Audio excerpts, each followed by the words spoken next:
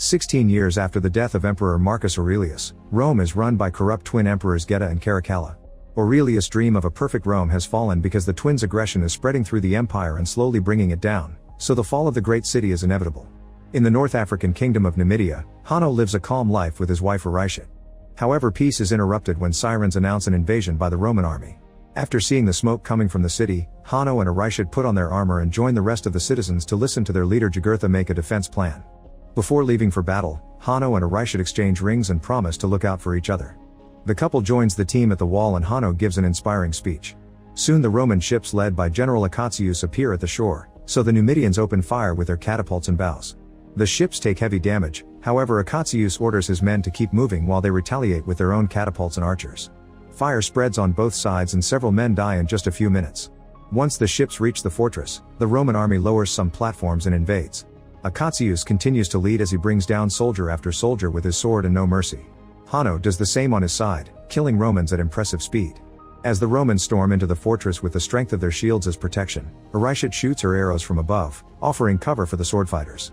When Acatius sees her, he orders his own archers to fire back and Aurishit is shot dead. Hanno watches in horror how her body falls into the sea and a Roman hits him from behind, making him fall as well. While unconscious, Hanno watches the mythical ferryman take Aurishit into the afterlife. He tries running after her as he desperately screams her name, but at that moment his body resurfaces and he wakes up. Nearby he finds the dead body of his wife, so he cries as he takes the arrow from her chest before the Romans capture him. Afterward Acatius claims the city for Rome while his men burn the bodies.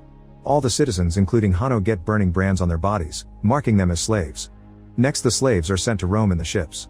During the trip Hanno notices Jugurtha has a serious wound and helps him wrap it up. Jugurtha thinks he doesn't have much time left and remembers the day he found Hanno as a lost child in the desert. This triggers a memory in Hanno's mind. He was a kid living with a good family, but his mother sent him away when the Romans attacked his home. Eventually the ships arrive at Ostia, the port of Rome. Acatius is received as a hero and the twin emperors crown him with laurels. He asks for a break from war to spend time with his wife, but the twins announce that they'll be invading Persia and India next. The slaves are taken to Antium on the outskirts of Rome, where Macrinus oversees the gladiator training. Jugurtha, Hanno, and a few other slaves are released in a practice arena, where they must fight a bunch of feral baboons. Hidden soldiers shoot darts at the baboons to make them more violent and soon these beasts are jumping on the slaves to kill them with their teeth.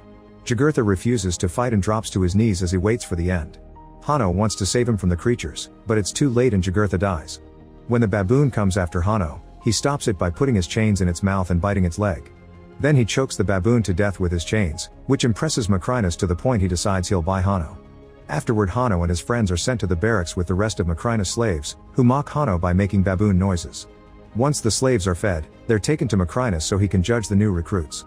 Hanno refuses to speak so Macrinus orders gladiator trainer Vigo to fight him. At first it looks like Hanno has a disadvantage, but soon he recovers and fights back with impressive skill to defeat Vigo. Then Hanno is sent to the private chambers, where Macrinus explains he chooses gladiators for their rage and Hanno has lots of it. Hanno finally talks to say his goal is to kill Acatius, and Macrinus explains he can achieve that if he wins enough fights in Rome. Meanwhile Acatius reunites with his wife Lucilla, the daughter of the previous emperor. He admits he's tired of the twins' tyranny, so he and Lucilla begin making plans to rebel against the emperors and make Rome great again. Sometime later Macrinus brings Hanno to a party in the city thrown by Senator Thraox. Hanno and one of Thraox's slaves are forced to fight with swords to death in front of the emperors. At first Hanno refuses to kill and attacks the other man using furniture and any object he can find around, but the guy refuses to surrender so Hanno has no choice but to stab him with the sword. Geta is very impressed and asks Hanno where he's from, but Hanno answers with a quote about hell from Virgil's The Aeneid. Thankfully the emperors find the poetry amusing and look forward to seeing Hanno in the arena. After the party, Macrinus scolds Hanno for getting cheeky in front of the emperors and asks where he learned such words. Hanno says his city had a Roman prisoner and he picked up a few stories from him, but Macrinus doesn't believe him. To Hanno's shock, he's paid 2 coins for the fight and learns that gladiators can save up to buy their freedom. That night in a hidden chamber, Lucilla and Acatius meet with a few senators to share their plans to save Rome. Acatius explains the Roman army is loyal to him and the senators agree to support him. A few days later Hanno and other slaves are brought to Rome for the gladiator games in the Colosseum. They are impressed by the architecture and the statues, but they also notice all the poor people on the streets. Macrinus meets with Thraox and they agree to double their bets. At the Colosseum, the emperors receive Acatius and Lucilla on the main seats and the crowd chants the general's name. After a few words from Acatius, the slaves enter the arena and gladiator champion Glycio comes in riding a rhino. Hanno acts as the group leader and makes a strategy to dodge the rhino's attacks. At first it goes well, but soon a slave is knocked down.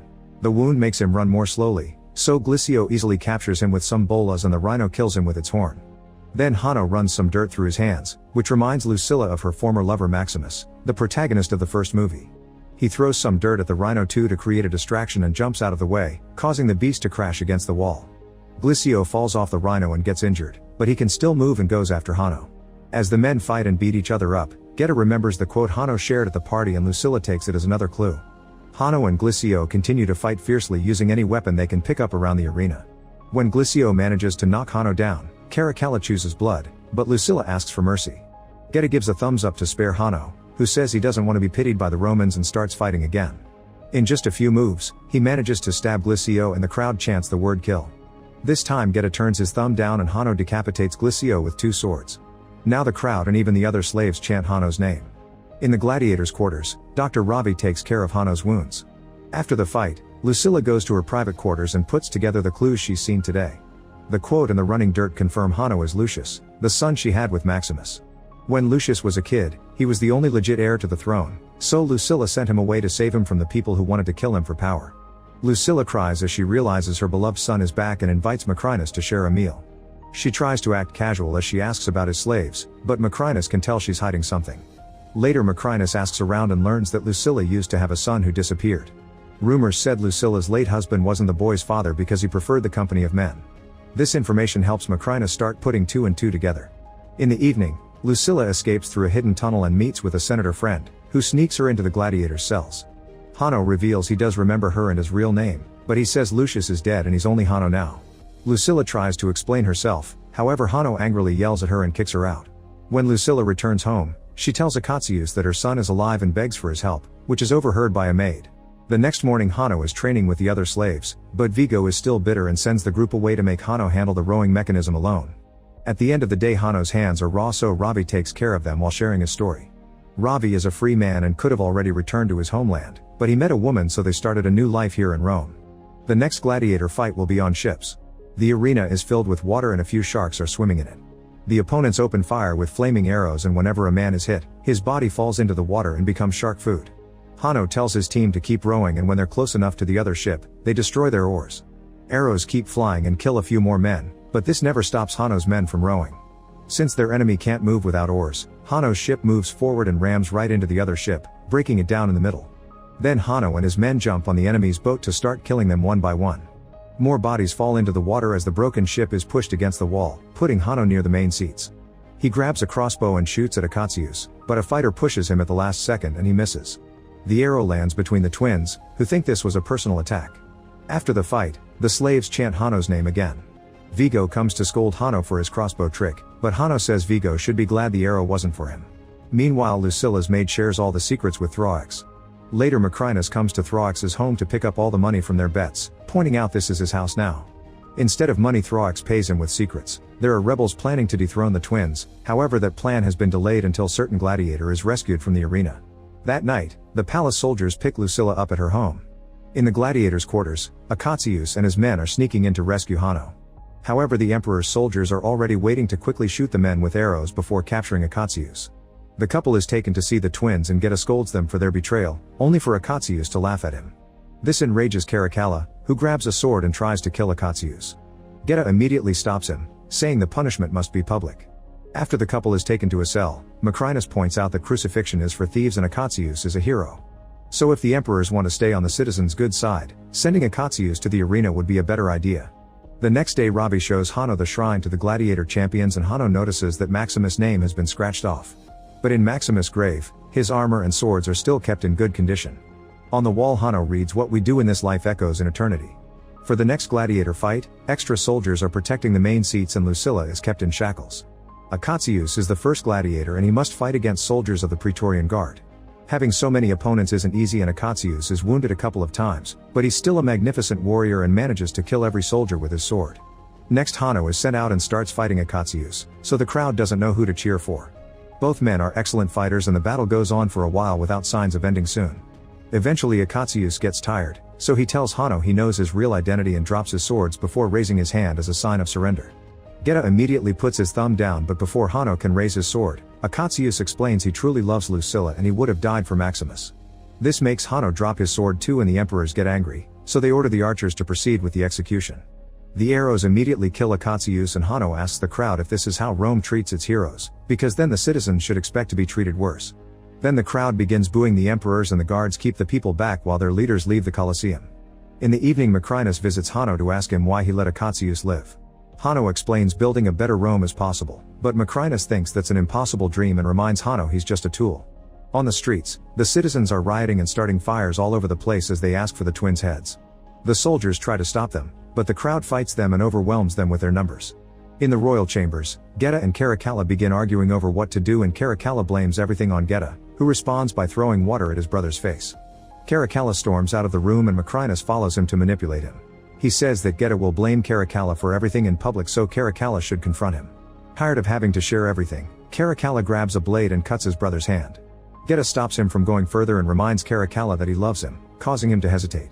Suddenly Macrinus appears behind Caracalla and guides his hand to slash Geta's neck a few times before stabbing him. In the morning Lucilla visits Hanno and gives him Maximus' ring. In return Hanno shares his condolences before they reconcile with a hug. Meanwhile Caracalla takes over the throne and announces his monkey will be his first consul while Macrinus will be his second. Macrinus presents Geta's head to the senators and explains he needs more power to protect their government, so they vote to make him leader of the Praetorian Guard. Afterward Macrinus visits Lucilla to tell her that he used to be a slave for her father, and now he plans to end the imperial bloodline by becoming emperor himself. At the same time Hanno gives the ring to Ravi, asking him to take it to Akatsuus' army in Ostia. Before leaving, Ravi gives Hanno the cell keys. The next day Ravi has to avoid a few guards to reach the general, who immediately agrees to help when hears the ring was sent by Lucius, the Prince of Rome.